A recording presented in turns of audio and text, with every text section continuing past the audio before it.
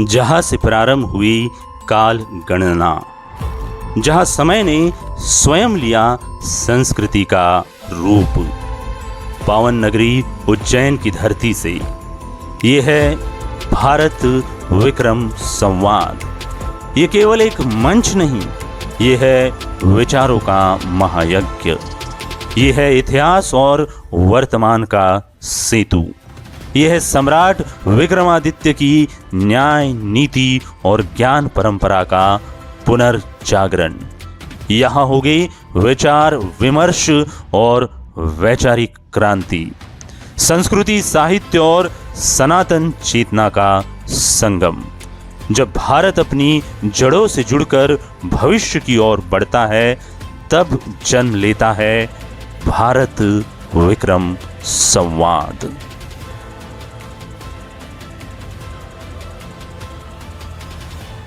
महाराजा विक्रमादित्य शोधपीठ संस्था द्वारा प्रसारित परिचर्चा में मैं डॉक्टर वैशाली शुक्ला आप सभी का हार्दिक स्वागत करती हूँ, अभिनंदन करती हूँ। आइए आज के इस प्रसारण में हम बात करते हैं एक ऐसी शख्सियत से जिनकी उपलब्धियां तो बहुत हैं, लेकिन उन्होंने कभी अपनी उपलब्धियों का श्रेय लेना उचित नहीं समझा। जो मंच पर तो नहीं होते हैं, लेकिन मंच की रणनीति पूरी उन्हीं के द्वारा तय की जाती है। मध्य प्रदेश में कला, संस्कृति, धर्म के प्रति रुचि बढ़ाने में उनका महत्वपूर्ण योगदान रहा है। उसमें भोपाल का आदिवासी संग्रहालय हो, शौर्य स्मारक हो या देवलोक हो जो आगे बनने जा रहा है। आपका हार्दिक स्वागत करती हूँ इस पॉडकास्ट में। सर्वप्रथम मैं आपसे यह जानना चाहूंगी कि संस्कृति से आपका विशेष जुड़ाव का माध्यम क्या रहा? इस सवाल का जवाब किसी के लिए भी आसान नहीं, क्योंकि उज्जैन का रहने वाला हूँ और ये अलग कारण है कि उज्जैन अपने तमाम आर्थिक सामाजिक कारणों के कारण पिछले तमाम वर्षों में, इतिहास में 1500 साल से लगभग पिछड़ता चला गया और अंततः फिर वो गांव के रूप में तब्दील होने लगा। लेकिन जो उसका जो सांस्कृतिक तेवर है वो कभी छूटा नहीं, वही उसकी शक्ति भी है। तो जो लोग उज्जैन में रहते रहे हैं, चाहे वो महाकाल हो, चाहे वो गोपाल मंदिर हो, चाहे गढ़कालिका हो, होली हो, दिवाली, और अभी हम लोग जो दोस्त लोग बैठे हुए थे पुराने, मेरे सीनियर थे, वो भी हैं सौभाग्य से, हम उसी तरह से याद कर रहे थे जीवन को, किस तरह से हमने जीवन जिया। तो शहर जो है उज्जैन, वो जीवन जीने वाला शहर है और उसकी सारी रंगतें हैं। नदी में नहाने जाना भी हो या मंदिर जाना है या कार्तिक मेला हुआ करता था, सबसे बड़ा आयोजन इसी शहर का वही था। इसी तमाम घटना का तो शहर का जो आधुनिकीकरण है वो हम लोगों के सामने ही शुरू हुआ। जैसे स्विमिंग पूल पहली बार आया इस शहर, तो मुझे अच्छे से ध्यान है, जैसे काफ़ी हाउस यहाँ होता था, कुछ दिन के लिए था, मैं शायद महीना भर 2 महीने रहा हूँ। ग्रैंड रोड जो जगह है यहाँ पर, वहाँ पर उन्होंने काफ़ी हाउस खोला था। और शहर का अपना जो एक अंदाज है, आत्मकेंद्रित है, हमको किसी दुनिया से कोई लेना नहीं। बाबा महाकाल है, बाबा महाकाल के साथ हम भले, हमारी दुनिया भले। दुनिया में क्या हो रहा है, दुनिया में किस विकास की यात्रा में रास्ते जा रहे हैं, किसके पास कौन अरबपति बन गया, कौन खरबपति बन गया, हमको कुछ टेंशन नहीं। ये शहर तो ये एक तरह का सांस्कृतिक बनावट जो थी, ढांचा जो था, तो उसमें ये जरूर था कि हम एक तरह से जो उसकी जो संरचना है एक हाइब्रिड संस्कृति की या पॉपुलर कल्चर, उस अर्थ में बात नहीं कह रहा मैं, जिस अर्थ में हम सिनेमा को या वीडियो और उसके माध्यम से होने वाले संगीत हैं, तो उससे हमारा इस शहर का संबंध था ही नहीं। तो ठेठ जो लोग हैं, ठेठ मिजाज के, सच्चे, भोले, सीधे, वो शायद उसका कोई स्पर्श के कारण कुछ संस्कृति के प्रति मेरी भी जर्नी शुरू हुई होगी, ऐसा मैं मानता हूँ। सर, देखा जा रहा है कि पाश्चात्य संस्कृति को युवा पीढ़ी बहुत हद तक अपना रही है और जितने भी पाश्चात्य लोग हैं वो हमारी भारतीय संस्कृति की तरफ उनका झुकाव बढ़ रहा है। हमारे यहाँ की युवा पीढ़ी को पीढ़ी तक ये संस्कार पहुँचाने के लिए आपकी क्या योजनाएं हैं? देखिए, ये कहना आसान है पाश्चात्य या पूर्वोत्तर जो भी है, लेकिन जो हम यदि उस पाश्चात्य संस्कृति या जो भी है उसके ढांचे को हम नहीं समझेंगे, उसके तेवर को नहीं समझेंगे, तो हम हमेशा संकट में रहेंगे। अब जब मुस्लिम परंपरा के जब लोग यहाँ आए तो एक तरह से रच बस गए, तो हम बहुत सारे हमको जीवन जीने का जो उनका जो तरीका है या हमारा जो तरीका है उसमें ज़्यादा फ़र्क नहीं है। कुछ बुनियादी चीज़ें जिससे हम लोग एक दूसरे से दूर भी हैं, धार्मिक मामले हैं अपनी जगह हैं, खान पीन के जो विषय होंगे वो होंगे, लेकिन पश्चिम के जो संस्कृति वाले लोग हैं, सभ्यता वाले लोग हैं, उन्होंने बहुत ही चतुराई के साथ एक बिजनेसमैन की तरह भारत की संस्कृति हो, अफ्रीका की संस्कृति हो, दक्षिण अमेरिका की संस्कृति हो, सबको नष्ट करने का बहुत चतुराई के साथ काम किया। जब मुस्लिम परंपरा के जब लोग आए तो हमलावर हुए और एक तरह से ना समझ लोगों की तरफ से या उनकी जो जीवन शैली है हमलावरों की बर्बर भी हैं, तो जो चीज़ उनके काम की नहीं थी उन्होंने उसको नष्ट करने की शुरू किया। तो चाहे हमारी लाइब्रेरीज हों या मंदिर हों, लेकिन पश्चिम के लोगों ने इससे बढ़कर किया। उन्होंने साथ साथ हमारे जो समृद्धि है उसको लूट के ले गए। आज भी आपको वहाँ पर जो ईस्ट इंडिया लाइब्रेरी जो है उनकी, वहाँ पर आपको जो आपके यहाँ किताबें नहीं हैं, जो आपके ज्ञान परंपरा में बता सकती हैं, तो वो भी ले गए, और जो नहीं ले जा पाए उसको उन्हें छुपाने का नष्ट किया, या उन्होंने आपका जो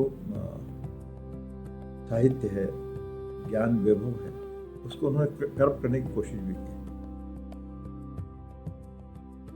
और इस तरह से उनका बड़ा वो रहा है, और सारी दुनिया भर में उन्होंने किया था ताकि वो ये सिद्ध कर पाएँ, स्थापित कर पाएँ कि सबसे ज़्यादा समझदार कौम जो है, सभ्यता और संस्कृति के जो है वही हैं, और बाकी सब तो सब पिछड़े समाज के लोग हैं। तो जो आपका जो सवाल था भारतीय संस्कृति और पाश्चात्य तो जो रिश्ता है, तो उन्होंने हर स्तर पर, चाहे विज्ञान की बात हो, चाहे साहित्य की बात हो, चाहे आपकी नापतोल की विधियाँ हो, समय देखने की पद्धति हो, हर चीज़ को उन्होंने करप्ट करने की कोशिश की।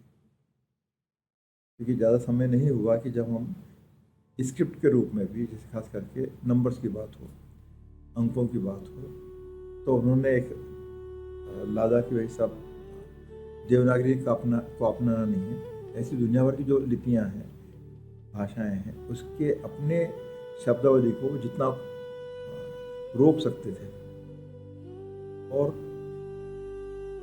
मतलब एक बहुत ही जटिल रिश्ता है पश्चिम का, कि उन्होंने भाषाओं के, आपके इतिहास के, पुरातत्व के संरक्षण का, अन्वेषण का, ये सब भी काम किया है, लेकिन अपने स्वार्थ के लिए। और इस बात का भी श्रेय उनको जाता है, जाना चाहिए, दिया जाना चाहिए कि जो संस्कृति है, किताबें हैं, भाषाएं हैं, उसको नष्ट करने की जिम्मेदारी भी उनकी है। क्योंकि जब हम देखते हैं, जैसे इस्लाम को मानने वाले जो लोग हैं, समुदाय के लोग हैं, तो अपनी भाषा, अपने मजहब, अपने वेशभूषा सबको लेकर बड़े सचेत हैं।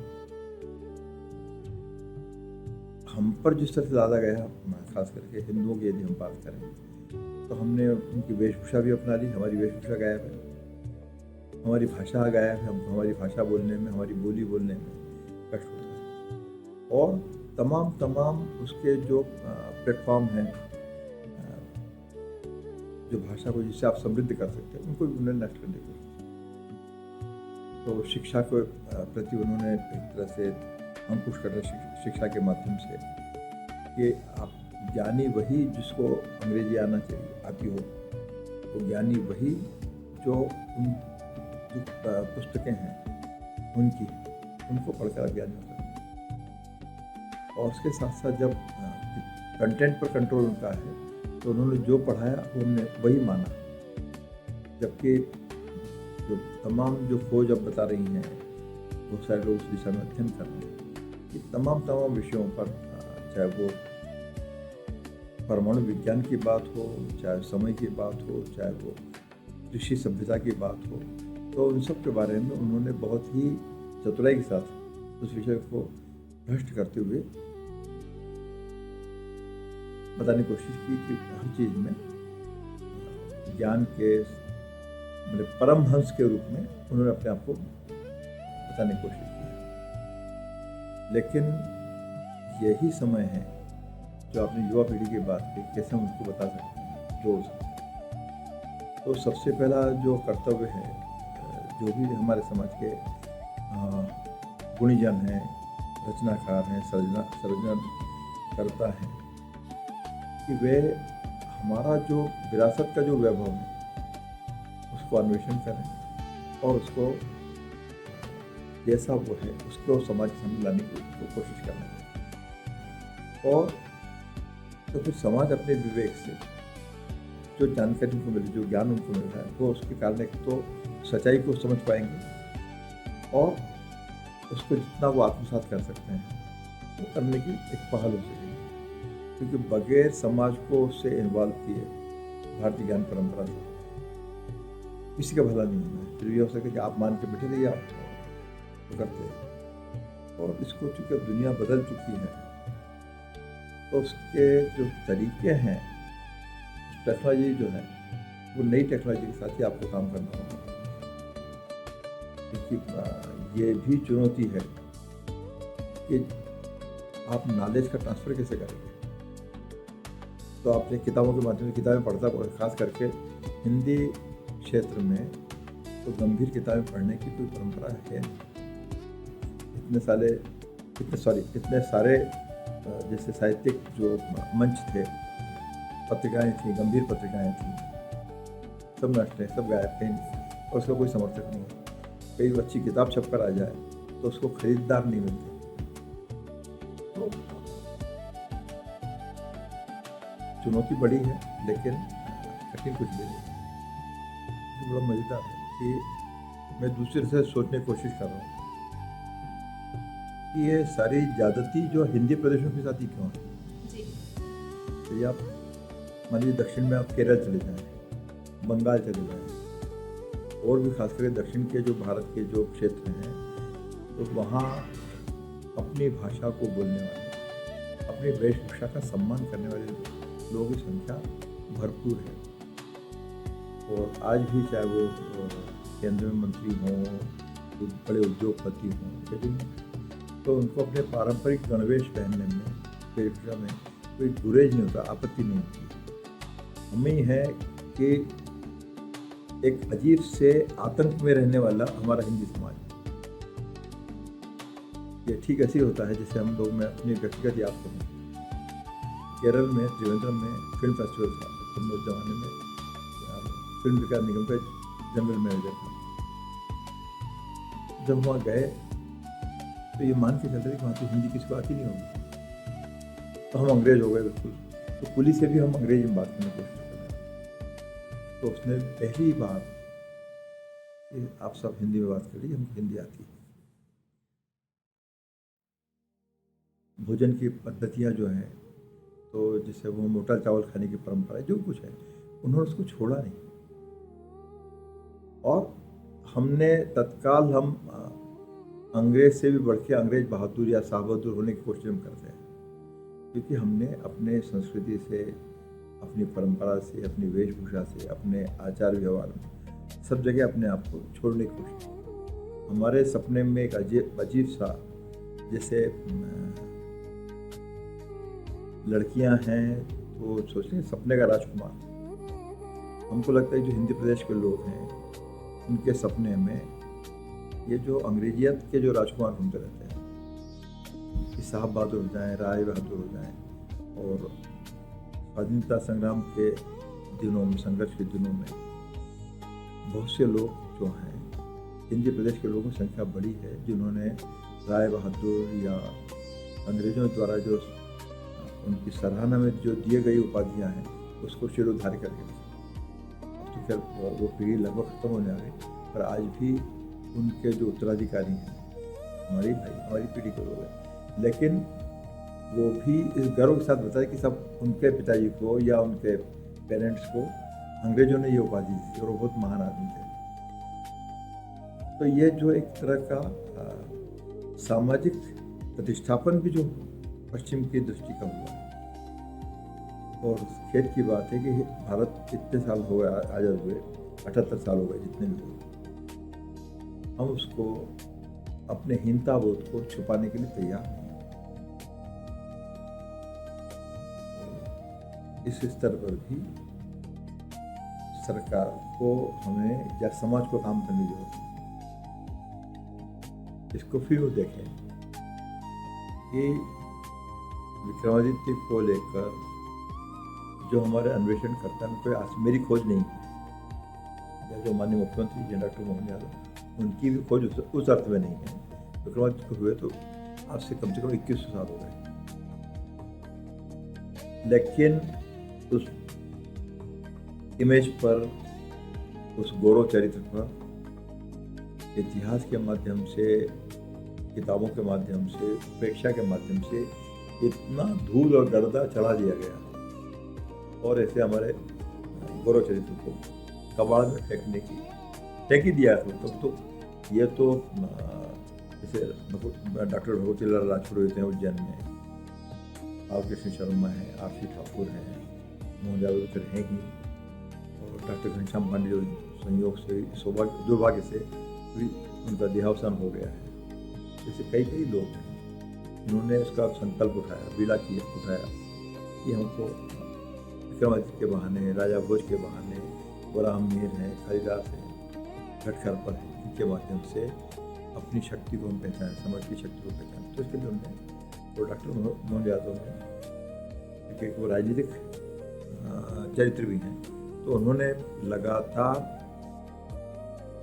एक तरह से पूरे कि काम किस तरह से करने से एक बड़े अंजाम तक पहुंच सकता है।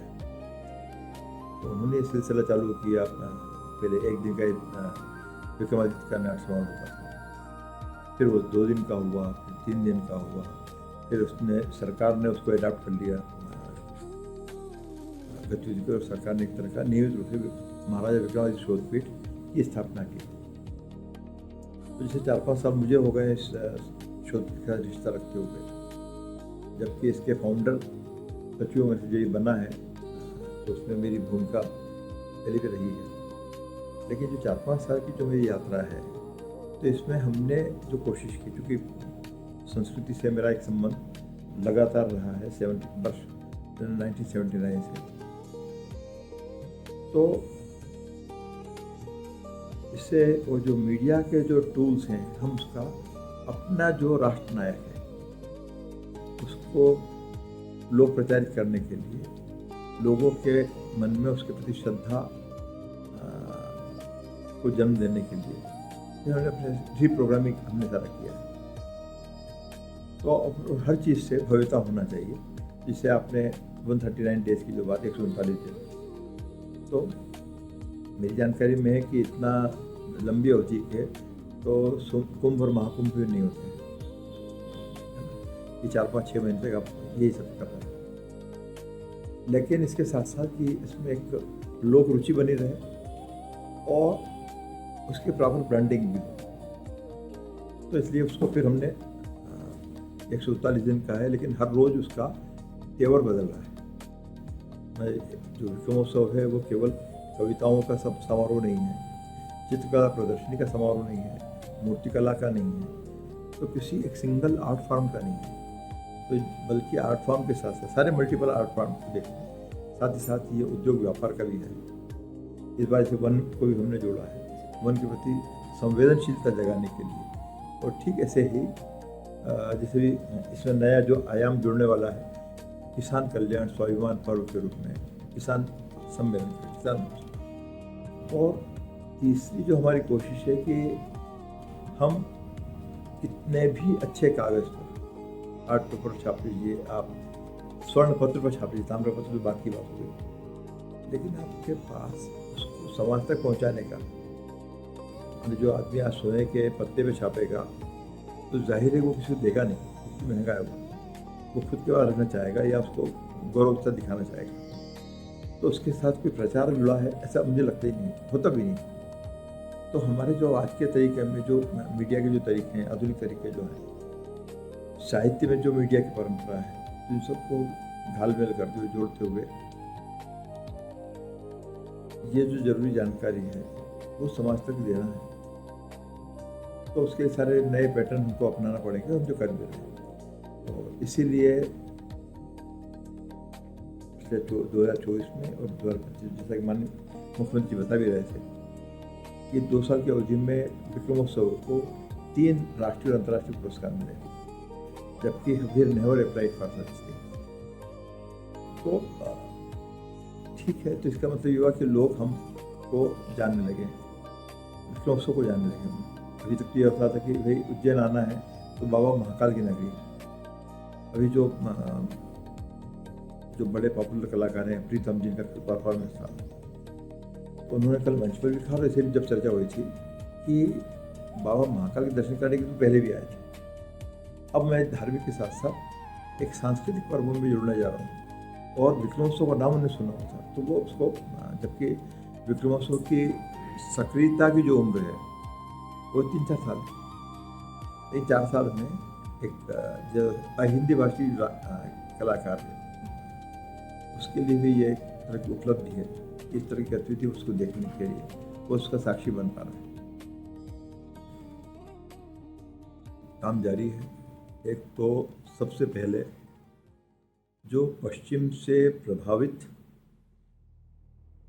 या कहें कि दुष्प्रभाव के रूप में जो ढांचा बना है उसको ब्रेक करके लोक आधारित ज़्यादा से ज़्यादा समाज के लोग उसके भाव का रूप में शामिल हो, क्योंकि जिसके लिए हम काम कर रहे हैं तो उसको पता ही नहीं है।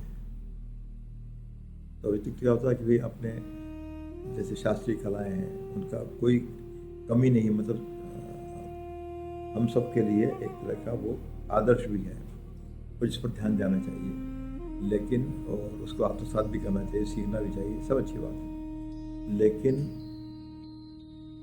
क्योंकि यह सारा समय के चक्र में बहुत सारी गंभीर चीज़ें पीछे छूट गई हैं, और जो खास करके जो पॉपुलर कल्चर जो है उसने बहुत सारी चीज़ों को नष्ट करना शुरू किया या उनको उपेक्षित करना शुरू किया। तो हमारी 2-3 तरह से हम लोग काम कर रहे हैं। एक जो शास्त्रीय कलाएं हैं, शास्त्रीय साहित्य है, शास्त्रीय सिनेमा है, उसको हम संरक्षण दें और समर्थन दें, लेकिन जाहिर है कि वो बहुसंख्यक समाज का संस्कृति नहीं है।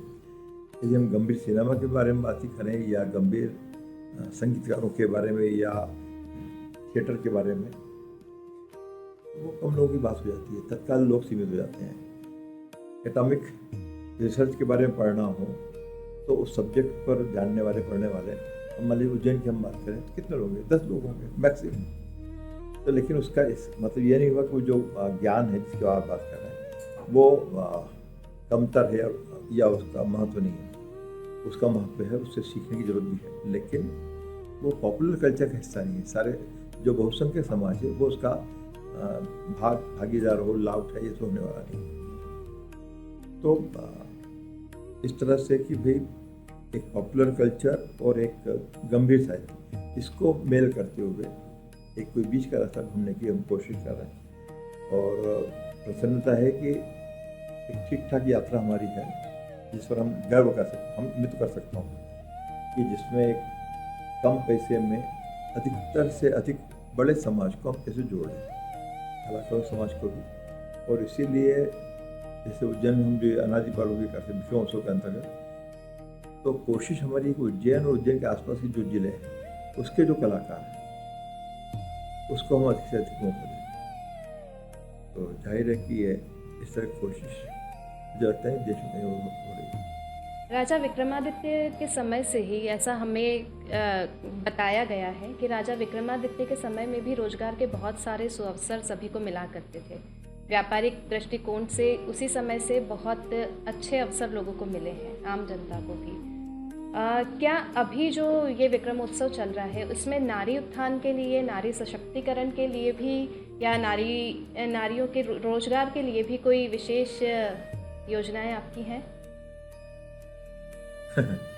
देखिए, नारी वाला जो विषय है वो हम लोगों के लिए अलग से नहीं है, संपूर्ण समाज के लिए हम लोग,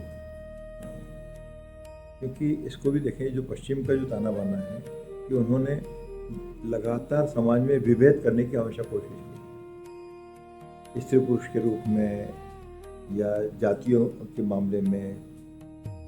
हिंदू मुसलमान और ईसाई तो ठीक है, इसके साथ साथ ये हिंदू हैं तो उसमें ब्राह्मण और यदि ब्राह्मण हैं तो ब्राह्मणों में भी डिवीजन करते हुए आप चले गए कि कौन सभी वाले हैं, कौन कान्य पूजे, कौन क्या है। तो ये जो विभेद जो होना है, एक तो उससे बचने की जरूरत है, क्योंकि यदि हमको कल्चर का काम करना है, शिक्षा का काम करना है, तो उसमें हम इस तरह से सोच नहीं सकते कि हम इतने डाटा बना के कि इससे इतना लोग फायदा होगा, जब तक आप समाज का वातावरण बदलेंगे। तो एक बात है। और दूसरी बात, जो नारी की बात की, जैसे विक्रमोत्सव की हम बात करें तो इसमें हम पहली बार विश्व जो नारी दिवस है, महिला दिवस है, उसके एक दिन पहले शायद 8 मार्च को ये दिवस आता है और 7 मार्च को हम लोग करने जा रहे हैं। तो एक तो कवि सम्मेलन के रूप में, तो उसमें केवल नारी शक्ति ही, मातृशक्ति ही उसमें भाग लेंगी। तो 8-10 कवित्रियाँ हैं और संचालन महिला को करना है। और अब उज्जैन अभी इतना मेरा ख्याल है कि बड़ा शहर नहीं हो गया है कि जब जाकर वे, जैसे कि ना कि सब केवल महिला इंजीनियर होंगी, महिलाएं कैमरामैन होंगी, महिलाएं टाइपराइटर कंप्यूटर पर काम करेंगी, महिलाएं सुनेंगी, सुनने में अच्छा लगता है कि मुश्किल है। तो हम इस तरह से, हमारी सोचने की पद्धति है भी नहीं। लेकिन हाँ, जैसे ये नारी कवियत्रियों के बारे में बात कही, इसी तरह से और भी जो चीज़, एक सीरीज हम लोग शुरू कर रहे हैं महामाया के नाम से। तो उज्जैन के ही फिल्मकार युवा हैं सचिन लाखे, और उज्जैन की ही बिटिया हैं जो उसकी स्क्रिप्ट कर रही हैं, और उसकी उम्र शायद महज 20 साल के आसपास में। श्रेया शर्मा वो काम कर रहे हैं। तो महामाया को लेकर तो जो देवी हैं वो दुर्गा भी हैं, शक्ति भी हैं, पार्वती भी हैं, चामुंडा भी हैं, काली भी हैं, बहुत सारे उनको लेकर। तो उन्होंने किस तरह से समाज को बदलने की कोशिश की है, शक्ति स्वरूप है।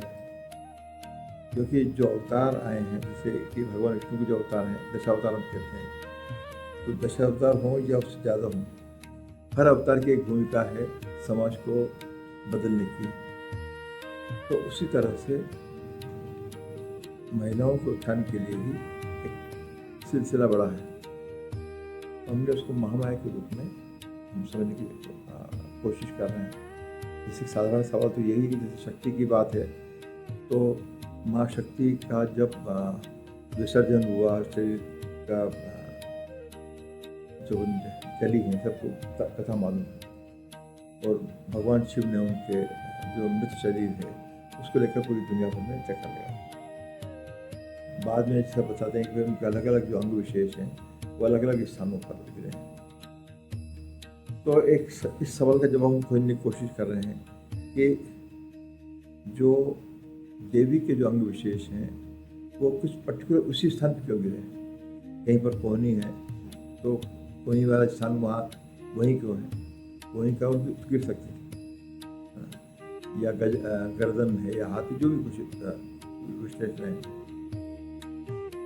तो इन सबको समझने की बात है। जो रिश्ता देवी के माध्यम से महिलाओं का दुनिया के साथ, दुनिया के सृजन के लिए संरक्षण के लिए और विसर्जन के लिए। तो हम अपने जो विक्रमोत्सव है या और जो दूसरी गतिविधियाँ हैं, शोध कार्य भी हैं, उसमें हमने इसको जोड़ने की कोशिश की। मुख्यमंत्री डॉक्टर मोहन यादव किसी शहर के हैं और उनके जो जीवन का या स्वभाव का या चरित्र का जो ताना बाना है वो सांस्कृतिक मय ही है। और कई बार मजाक में हम लोग जो महसूस करते हैं कि यदि वे राजनीति में नहीं आए होते तो शायद लिखने पढ़ने का, संस्कृति का भी कुछ काम कर रहे। जब ये सम्राट विक्रमादित्य का जब महानाट्य चालू हुआ तो उसमें वो अभिनय भी करते थे, स्क्रिप्ट करवाना भी है। मतलब इस विषय को चुना उनने, इस विषय के पीछे फिर जो होता है बच्चों की तरह पीछे पड़ जाना। जैसे राजपुरोहित जी हैं, इस पर आप काम करिए, कुछ और जो विद्वान लोग उनसे काम करवाया। तो एक बड़े सपने को उन्होंने अलग अलग तरह से उसको चरितार्थ करने की कोशिश की। तो यदि वो, और अभी राजनीति में हम देखें जैसे 2 साल उनको हुए हैं, तो जैसे एक जिद्दी आदमी की तरह, उज्जैन में आप रहते हैं, उज्जैन के रहने वाले हैं, तो उज्जैन के मिजाज को, उज्जैन के विकास, सारे इक्वेशन बदल दिए आज की तारीख में 2 साल में। मेरे सामने कोई उदाहरण नहीं है था कि आज की जो उज्जैन की जो विकास दर है वो मध्य प्रदेश में सबसे ज़्यादा है। तो एक आदमी जिसकी संस्कृति अभिमुख दृष्टि है, जीवन है, वो कैसे दुनिया बदल सकता है, ये उसका एक उदाहरण डॉक्टर मोहन यादव हो सकता है। अच्छा लगता है कि भाई वो भी उज्जैन से आते हैं, मैं भी उज्जैन से आता हूँ, वो मुझे जानते हैं, मैं उनको मानता हूँ। लेकिन तो एक चीज़ है, दूसरा, अब वो रिश्ते हम लोगों के व्यक्तिगत हैं, वो मेरा सम्मान रखते हैं, मैं उनका सम्मान रखता हूँ, वो मेरी चिंता करते हैं, मैं उनकी चिंता करता हूँ। लेकिन इस चिंता में सब्जी भाजी लाना नहीं है। ये प्रदेश के विकास में, संस्कृति के विकास में सपने उनको ही आते हैं। मैं तो उनके सपने को चरितार्थ करने की कोशिश में लगा रहता हूँ। मेरा हिस्सा संस्कृति का है तो मैं संस्कृति के लिए काम करता हूँ। और भी लोग कोई उद्योग में काम कर रहे हैं, कोई किसी और वन में काम कर रहे हैं, अलग अलग मिजाज में हैं, लेकिन लगातार। और जिस बात को मैं अभी जो ताज़ा है जिसको नहीं भूल पाऊँगा, आज से विधानसभा का सत्र चालू हुआ है भोपाल में, और एक मुख्यमंत्री के रूप में जाहिर है कि वे बेहद व्यस्त आदमी हैं। और बजट सत्र है तो बजट सत्र में उनको लगातार राजनीति पर भी, प्रशासन पर भी, बजट पर, सब पर फोकस करना है। दोस्तों के लिए फोकस करना, चिंता करना, और दुश्मनों की चिंता भी करना। तो उनके लिए आना संभव नहीं था उज्जैन विक्रमोत्सव के उद्घाटन के लिए। तो जो संबंधित अधिकारी हैं जो कार्यक्रम देखते हैं तो उनके सबके हाथों पकड़ के आप बात करिएगा, पर आई वॉज कॉन्फिडेंट नहीं आएंगे वो, क्योंकि विक्रमोत्सव का सिलसिला हमने चालू किया। हर स्टेज पर हम लोगों ने विचार किया कि क्या करना चाहिए, तो चाहे वो 139 दिन की अवधि हो या जो भी गतिविधि को विस्तार देना है। आए वो, और आए कहाँ तो ये सिलसिला चालू किया, अभी 10 मिनट के लिए आऊँगा, 5 मिनट के लिए आऊँगा, जो कुछ होगा पूरा उन्होंने एंजॉय भी किया। और एक संस्कृति कर्मी के रूप में उन्होंने कलाकार का सम्मान भी किया। दूसरी गतिविधियों के लिए भी गए, समय निकाल कर मेले में भी गए। तो एक ऐसे अच्छे और सच्चे आदमी के लिए या उनके साथ में काम करने का अपना आनंद है। यदि वो ठेठ समाज से नहीं आए होते तो बड़ी मुश्किल होती है। ठेठ समाज का मतलब ये हुआ कि जो आजकल नारा भी है माननीय प्रधानमंत्री का भी, उनका भी है, विरासत भी, विकास भी और विश्वास भी। तो जब वो स्टूडेंट पॉलिटिक्स में है या आपके साथ 10 लोग खड़े ही तब होंगे जब लोग आप पर विश्वास करते हो। 2 तरह के नेता हैं, एक ये कि तू चल मैं आ रहा हूँ, और पता चला कि 10 साल तक वो दिखे ही नहीं कहाँ गए। तो डॉक्टर मोहन यादव को इस रूप में देखने वाले कि हर किसी के सुख दुख में तत्काल खड़े होंगे, चिंतित होंगे। बल्कि अब ये इंटरव्यू का हिस्सा होना चाहिए कि नहीं होना चाहिए, बहुत सारी चीज़ें मैंने बोली हैं कि जैसे भी महाभारत समागम का शुभारंभ करने माननीय मुख्यमंत्री भोपाल में पधारे, भारत भवन में। बाकी सब ठीक है। उन्होंने एक उदाहरण दिया भगवान श्री कृष्ण का, कि भगवान श्री कृष्ण है, महाभारत का युद्ध है, नारायणी सेना है, और नारायणी सेना कौरवों के पक्ष में, श्री कृष्ण ने आदेश दिया उनको कि वहाँ उनको लड़ना है, और श्री कृष्ण कौरवों के पक्ष में नहीं है, पांडवों के पक्ष में या अर्जुन के पक्ष में है। और उनकी जो सेना है, जो उनके अनन्य लोग हैं, आत्मीय लोग हैं, जो उनकी एक आवाज़ पर, एक भंगिमा पर अपनी जान, अपने परिवार, अपना कैरियर कुर्बान करने के तैयार हैं। सबको मालूम था कि मरना है, पर किसी ने उफ नहीं की, न उनने न उनके परिवार ने, कहीं रोना धोना नहीं बचा। लेकिन वो ये भी जानते थे कि श्री कृष्ण एक देवी चरित्र में भगवान थे, तो सबकी जो संसार है उन्हीं से है और उन्हीं में समा जाना है। यहाँ तक तो ये तो इतिहास की बात हुई, पुरातन इतिहास की बात हुई। मुख्यमंत्री जी ने इसको भारत भवन के उद्घाटन समारोह, भारत महाभारत के उद्घाटन समारोह, इसको जिक्र किया। उसके साथ साथ फिर उन्होंने एक और बात, अपनी बात को आगे बढ़ाया कि भाई भगवान श्री कृष्ण तो देवी चरित्र हैं, भगवान हैं, तो उन पर इतना विश्वास हो और लोग कुर्बान करें, वो ठीक है। उस दिन नाम लेके कहा, तो मान लीजिए राम तिवारी जी हमारे तकलीफ में हो, तो क्या मुझे नींद आएगी? मतलब तुमको नींद आएगी? 2-3 बार इस तरह की बात कौन करता? वो अपना खाना खाते हैं, वो अपने रहते हैं, मैं अपना रहता हूँ। लेकिन जब आप टीम पर के साथ आप काम करते हैं, करवाते हैं, आप उसकी चिंता करते हैं, तो लोग इससे जुड़ जाते हैं। और फिर आप जो सपना देखते हैं, दिन में देखें, रात को देखें, फलाना करें। जैसे एक और उदाहरण फिर मैं ख़त्म करूँगा बात को, कि हैदराबाद हम लोग ऐसे विक्रमोत्सव के सम्राट विक्रमादित्य के महानाट्य का आयोजन होना था। बीमार था मैं, तभी टिकट पर गया था और मुझे तला फला खाना नहीं खाना था। तो दिलकुशा गेस्ट हाउस है वहाँ पर, गवर्नर हाउस के पास में। तो मुझे तो चावल और दही खाना था। इन सब का खाना आ गया है, लेकिन भाई साहब आ जाए फिर खाएंगे। आधा घंटा मेरा खाने में लगा, तब तक ही बैठे हुए और श्री कृष्ण को लेकर, उसको लेकर बातचीत। या हम लोग फिल्म की शूटिंग देखने गए थे, सारी टीम थी, 15, 20, 25 लोग थे। और ये शिक्षा मंत्री थे और ये दूर बैठे हैं, मेरे से कम 15, 20, 25 कुर्सियों का अंतर होगा। मैं दूसरे कोने में बैठा हुआ और वहाँ पर स्नैक्स सर्व हुए। इनको मालूम है कि मैं घोर शाकाहारी हूँ। तो क्योंकि आंध्र प्रदेश में, तेलंगाना में, हैदराबाद में परंपरा वेज नॉनवेज की ज़्यादा है। तो उन्होंने जो सर्व किया वो नॉनवेज रहा होगा, पर देखने में लग नहीं रहा था। तो मैं खाने को हुआ, ये बहुत दूर बैठे हुए, कम से कम 20 कुर्सियों का अंतर होगा। वहाँ से जोर से बोलते, भाई साहब नॉनवेज ध्यान रख लेना, कौन बोलेगा? तो ये है, तो ये रिश्ता बना है विदेश से। तो ये थे हमारे बीच माननीय मुख्यमंत्री जी के सांस्कृतिक सलाहकार डॉक्टर श्रीराम तिवारी जी, जिनके माध्यम से हमने आने वाली कई परियोजनाओं के बारे में जाना। आप सभी दर्शकों से यही निवेदन करती हूँ कि इसी प्रकार से हमसे जुड़े रहिए। धन्यवाद।